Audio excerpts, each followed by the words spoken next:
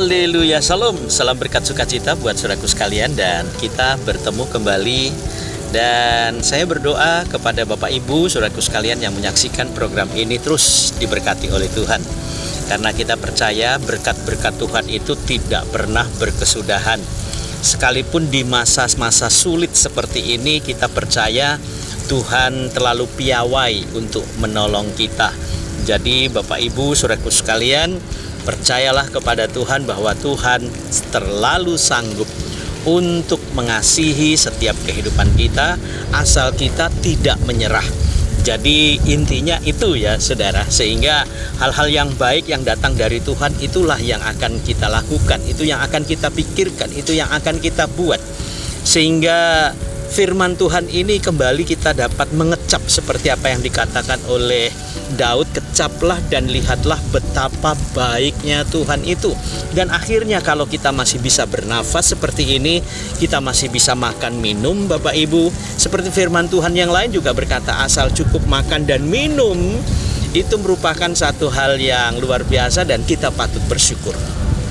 Dan firman Tuhan terambil di dalam Filipi pasalnya yang keempat saudara, ayatnya yang ke-8. Ini ayat yang cukup terkenal, yang sering kali kita hafalkan juga, dan biasanya sekolah minggu juga menjadi ayat hafalan. Dikatakan demikian, jadi akhirnya saudara-saudara, semua yang benar, semua yang mulia, semua yang adil, semua yang suci, semua yang manis, semua yang sedap didengar, semua yang disebut kebajikan dan patut dipuji, pikirkanlah semuanya itu.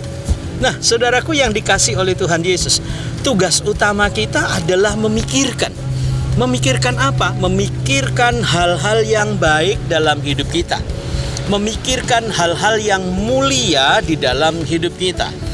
Memikirkan hal-hal yang menyukakan hati Tuhan.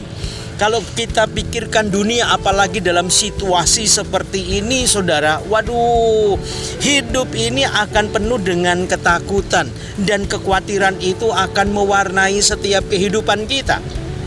Tetapi kalau firman Tuhan tadi yang mengajar kepada kita semua hal yang baik, yang sedap didengar, yang manis, yang adil, yang bisa dipuji, waduh saudaraku sekalian, itu merupakan satu hal yang luar biasa tentunya buat kita. Berarti pelajaran yang dapat kita petik yang pertama adalah jangan pernah sungkan-sungkan untuk berbuat baik saudara.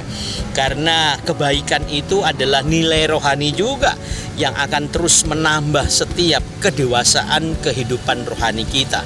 Yang kedua saudara, perbuatan-perbuatan baik yang ada di dalam diri kita harus terus kita kembangkan untuk memuji orang lain yang memang patut dipuji. Kita memujinya dengan sukacita, memujinya dengan sungguh-sungguh, memuji dengan keikhlasan, sehingga hati kita tidak menjadi rusak dengan iri hati, kemudian dengan dengki, dengan amarah, kekecewaan gitu ya saudara.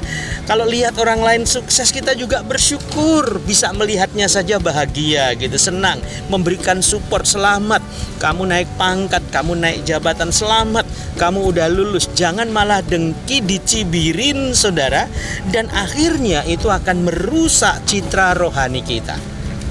Semua yang benar, semua yang baik, semua yang mulia, sedap didengar, pikirkanlah itu saudara. Karena kalau kita berpikir kebaikan, maka kebaikan itu juga yang menghampiri kita. Sukses buat saudara, dan Tuhan Yesus memberkati. Haleluya.